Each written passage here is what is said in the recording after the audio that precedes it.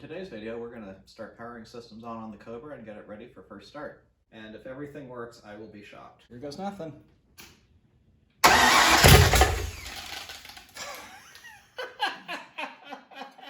So if you've been watching my videos and are a subscriber to the channel, you know that I've been working on this Factory 5 Mk4 Roadster, or a Shelby Cobra replica, for about 2.5 years now. I've done a lot of customizations to this car that are different from what the manual calls out. The engine is a Ford 351 Windsor, which I've built to, you could say, TED spec, with a solid lifter Isky cam, flat tappet, Edelbrack heads, a Speedmaster individual throttle body downdraft EFI intake. I've got several videos that discuss all of those things that I've done.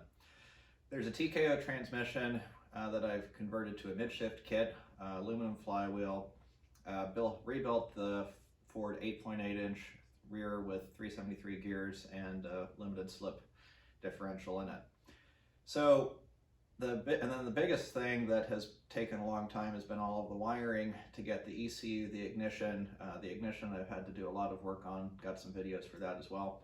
And just general electrical system, since I'm doing it all myself rather than buying a pre-made harness, since there were a lot of things that I was going to be doing differently.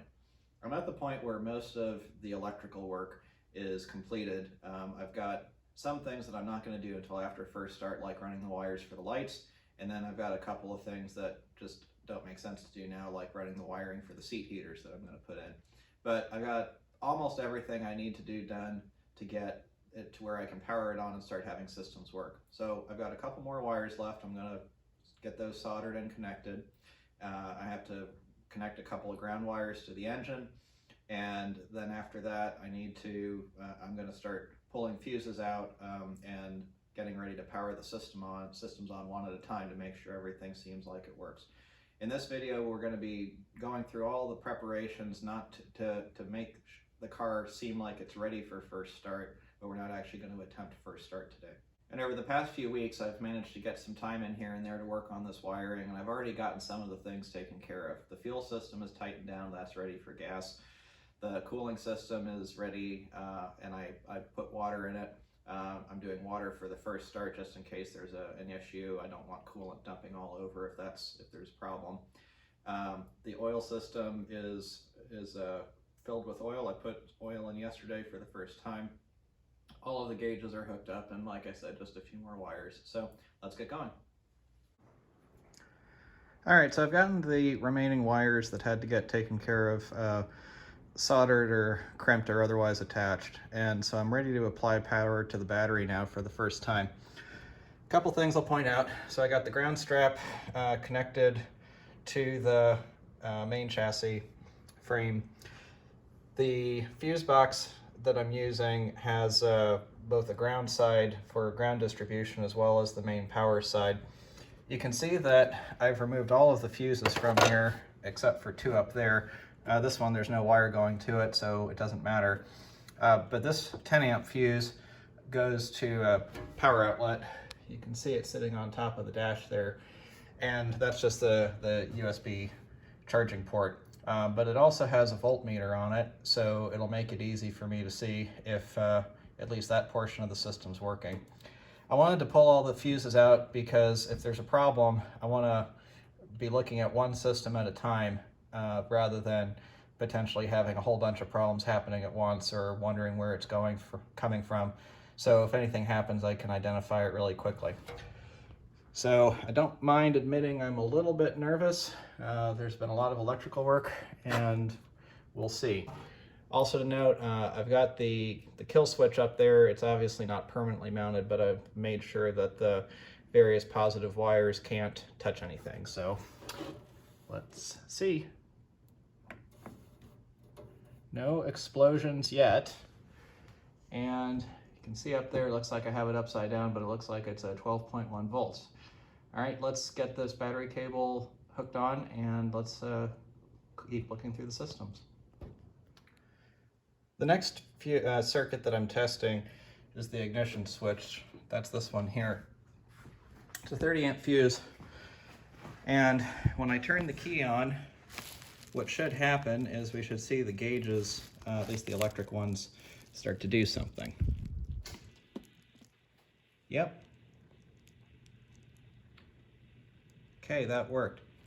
Now, you may have also heard some relays in the back, and that's because I've got several relays that are activated by the ignition switch. So those are all going to be clicking on and off. I have the fuses that run them disconnected right now because we're going to be doing them one at a time. But so let's see. So turning it back on again. So the next thing is if I tap the starter, I'm not going to try to crank it, just tap, see what happens.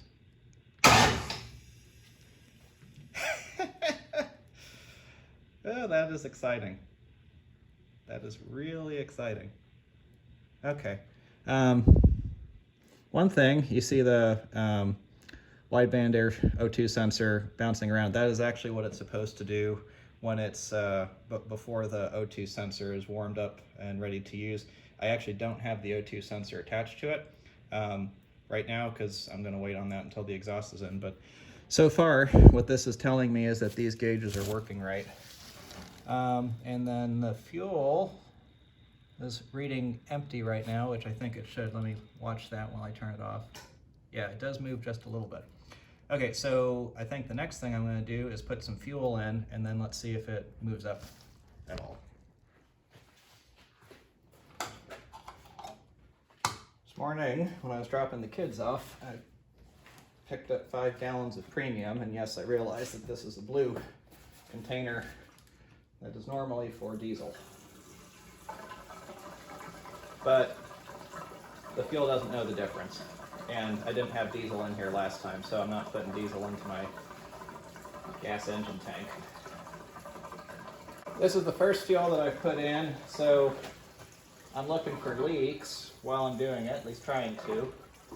And it doesn't seem, haven't observed any leaks from around the filler neck or anything. I think this is a 15-gallon tank, if I'm remembering right.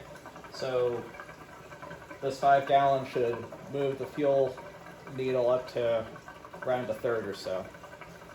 Okay, let's go see if the fuel gauge has moved at all. Okay, so this time when I turn the key, let's see if this moves up or not.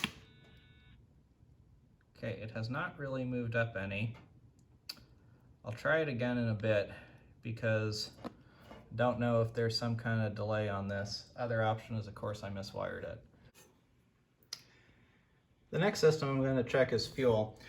So normally the fuel pump relay is driven by the ECU, which I haven't tried powering that on yet. So what I'm going to do is I'm just going to attach a connector that is connected to the ignition switch and see if that works.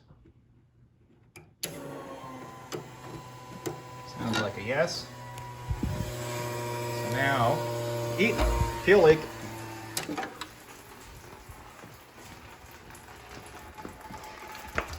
And, okay, that appears I forgot to tighten that. Well, no smoking. Well, that was exciting. I figured somewhere I'd find a dumb error I made, and if this is it, the only one I find, then I'll be pretty happy. So these fittings under here for the fuel lines, both where those high and low pressure lines got connected to each other, as well as for the fuel filter here. I had put them on and I thought that I had tightened them when I tightened the fittings at the gas tank, but turns out I had them finger tight, all of them. So those are all tightened down now. The engine I tightened down yesterday, so let's give it another shot. Okay. You can hear the fuel pump running. All right, little drip there. Bigger drip there. Okay.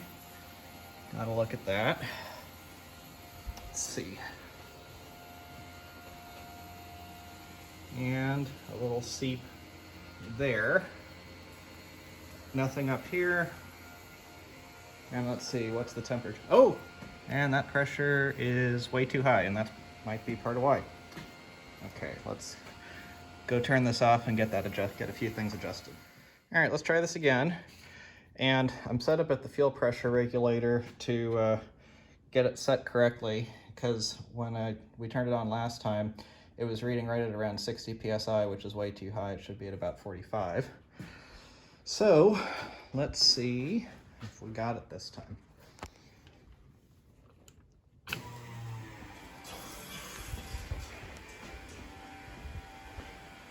Okay, so I turned it a little bit, and this thing is apparently quite sensitive because I am barely touching it, and it's shifting. So that's 45 on the dot.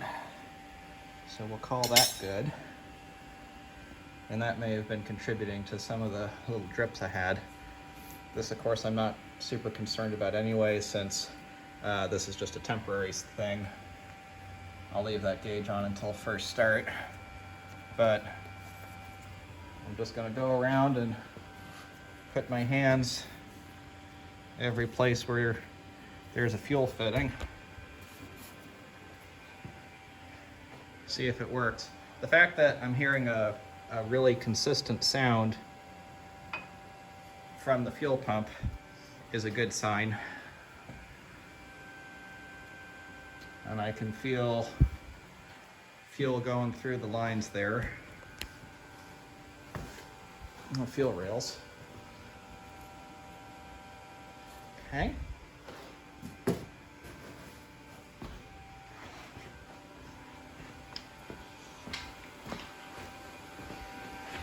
All right.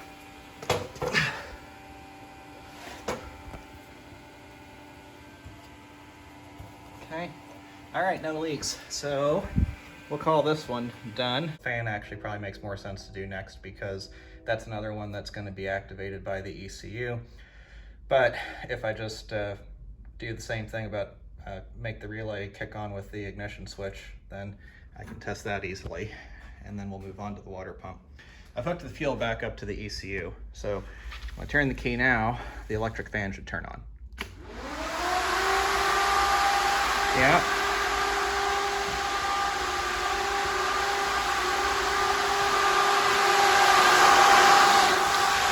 That's working, and it's blowing the right direction.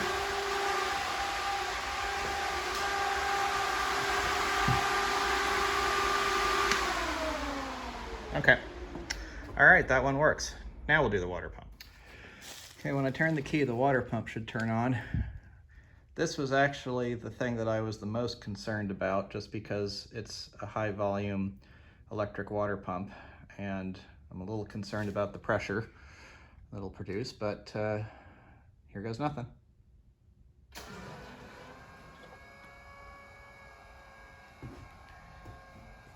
Well, so far that sounds all right.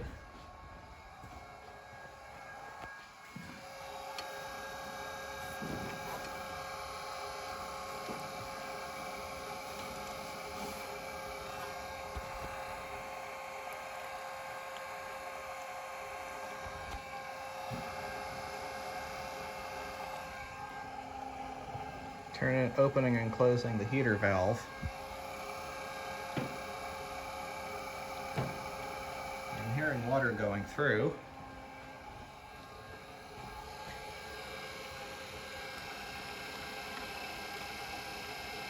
At least I think I am. I'm not seeing any leaks. Try opening the cap here, see if it looks like it's hopefully not well, let's see. So now it's out. So let me throw some more water in. I'll turn it off, throw some more water in, and we'll try again. Well, I put a little bit more water in. It seems like it's working fine.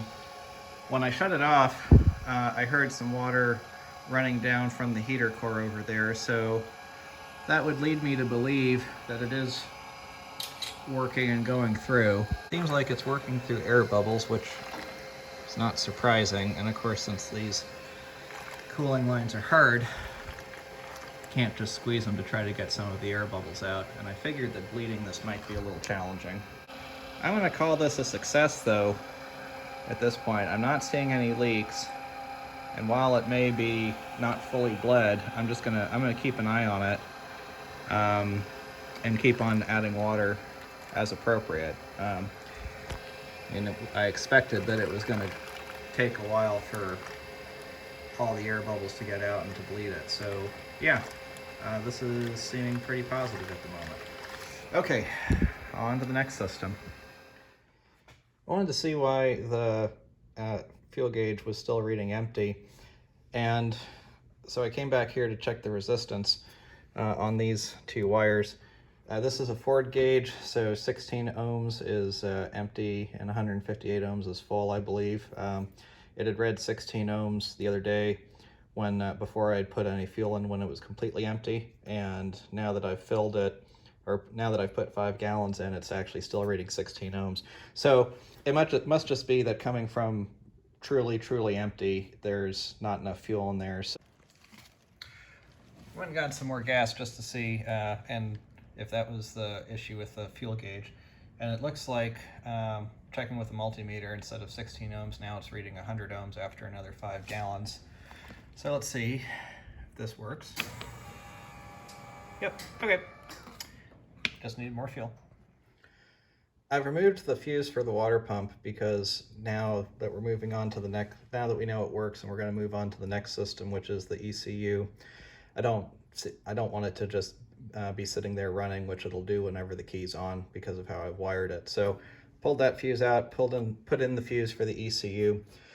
It's worth noting that for the ECU, there's also a separate fuse that powers the fuel injectors, because the way that those are fired is that you have a positive going to the fuel injectors, and then the ECU grounds them, and that's what fires them. So I don't necessarily want power going to those just yet. I'm going to start off with just the ECU and see if I can get it to turn on. To be honest, I'm not sure what to expect. So let's see. Okay, so far nothing. So I've got it hooked up via RS-232 to a USB adapter to my computer, which, to be honest, this kind of makes a lot of potential areas for stuff to go wrong, because I don't know if this adapter works. Oh, and there it is. Okay. Not sure why it's got 2 listings there. It looks like it's the same one, so that's what I got. All right, the ECU works. So now I got to figure out what I want to do with this. All right, I played around a little bit with the settings on the micro squirt, and I'm going to turn it back on here. So let's see. Okay. So, all right. So first thing I did was calibrated the throttle position sensor, and you can see that's working. You notice the fuel load goes up, and that's because I set this to individual throttle body mode. So basically it'll only go up to 50% load based off of speed density or manifold pressure, and then it does the upper half based off of throttle position. So that seems to be working correctly.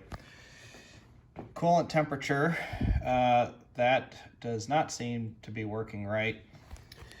But when I was playing around in here, and I'll see if I can find where the curve is, but there we go.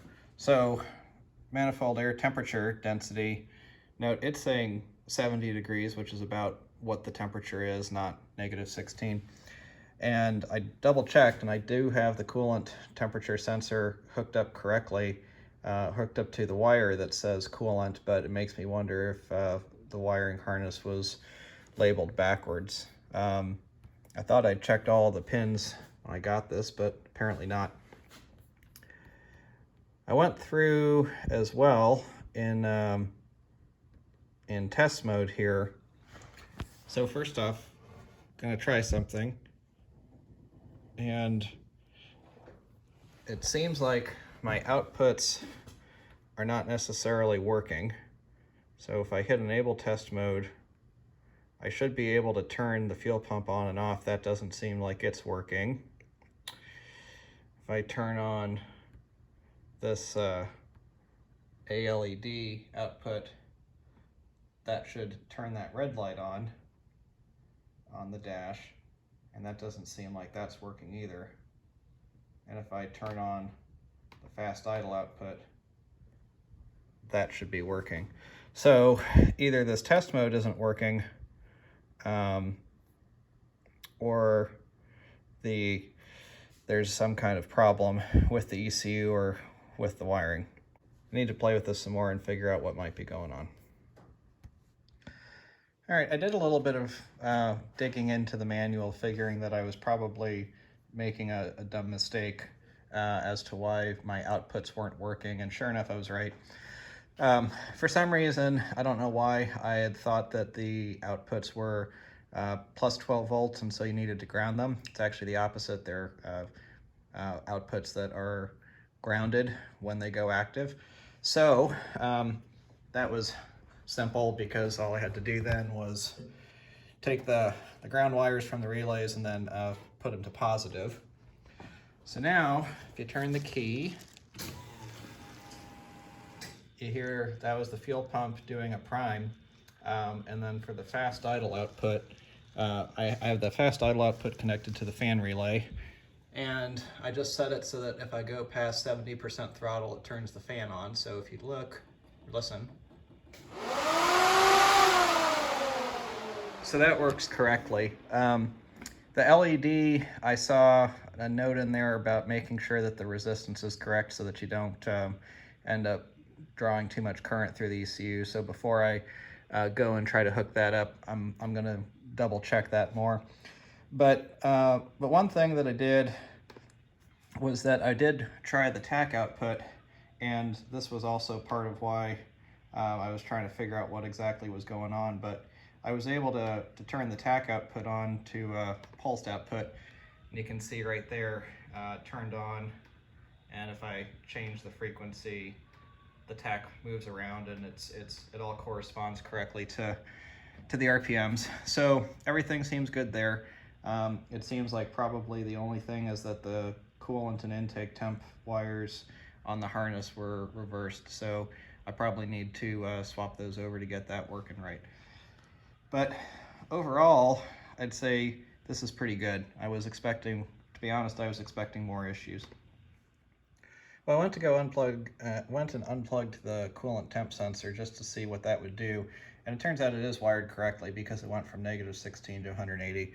So either I made a mistake and bought the wrong sensor, which I don't think I did, or else I just need to change the calibration on this, assuming I can do that. I need to look into that more. It's been a while since I made a lot of these decisions, and I thought I'd researched them correctly, but apparently I may have missed something. Okay, now we're on to the next thing I wanted to accomplish today, at least for the moment. Might get back to the ECU in a bit, and that is priming the engine. So with a dry engine, especially when you're breaking in the cam and you got a whole bunch of new parts, you want to prime the oil pump if you can. So on these, basically all you need, they make special tools for it, but if you don't have one, and I don't, and they didn't have it at O'Reilly's today, you can use a 5/16 bit with extensions on a drill, and you can just spin it. And there's a bit of resistance because I already had started priming it, so that's a good thing. Not wanting to go too fast, but you're supposed to prime it until you start to see oil coming out the top. So I'm going to put the phone down while I'm concentrating on this.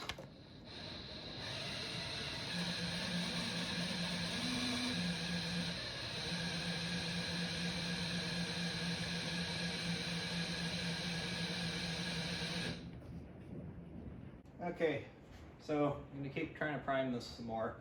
I set the phone up and recorded while I was spinning it, since I'm doing this by myself, and looked like it was getting about 60 pounds of oil pressure while I was spinning it, so that's good. Remember, counterclockwise is the direction that you need to spin these. So let's see if we can't get some more oil in here.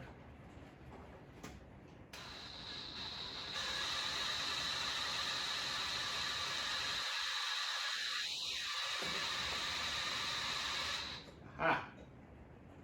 Okay, I see oil coming out on this side. Let's see about the other side.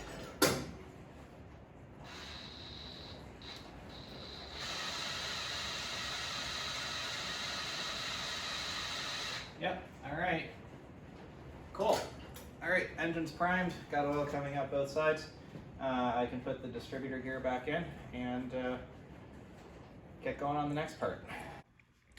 So it turns out that I was playing with the injector test mode incorrectly.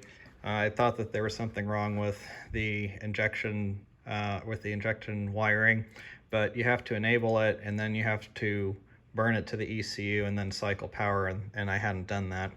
So we're going to turn the fuel pump on, and then I have my parameters set for testing, so then you can hear that. And the injectors work. Played around a little bit more here, and I figured out my problem with the coolant temp sensor. I'm not really sure what it had in there for a default value, but it was wired correctly. I just had to select the forward sensor type. And the air-fuel ratio had been reading really high. Not that I'm expecting any kind of real value right now, since the engine's not running or anything. But I went in and I calibrated it for the autometer gauge, and it looks that I'm using, and it looks like that 10 volt output is correct for what it should be doing at the moment. So before I crank over the engine any more than what I did just during the just tapping the starter, I want to turn it over by hand and make sure that I'm not hearing or feeling anything bad, but I also want to take a look and make sure it doesn't look like this VR sensor here is contacting the trigger wheel. It has a very tight clearance, and it looked like it was all fine when I put it in, but I haven't barred it over, so let's just see. All I need to do is rotate this one revolution.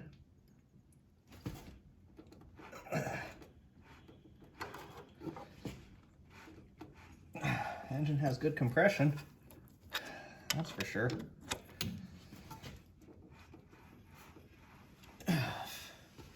Which I guess is good.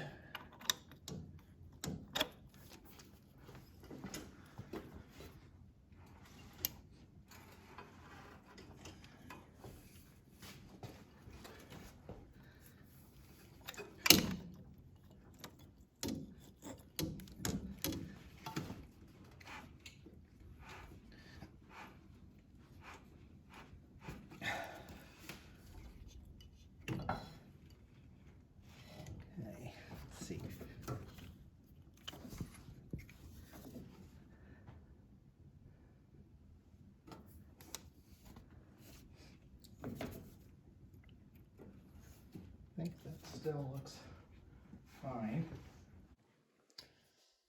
Okay, the last system to test is ignition. I'd sort of debated about whether I wanted to do this or not, but I think I've come this far and everything's looking pretty good. So I'm going to try cranking the engine over and seeing if this blinks or not. For EDIS, it should just blink and have a spark advance of 10 degrees before top dead center with no additional input. I've pulled the breaker for the fuse for the ECU because I specifically don't want to try to fire it yet, not that I think it would. But for this test, we're just going to see if there's spark.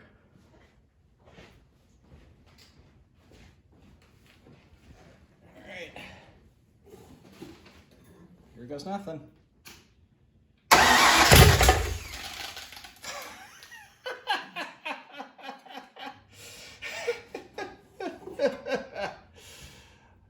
There was just enough fuel in there, and it tried to cough.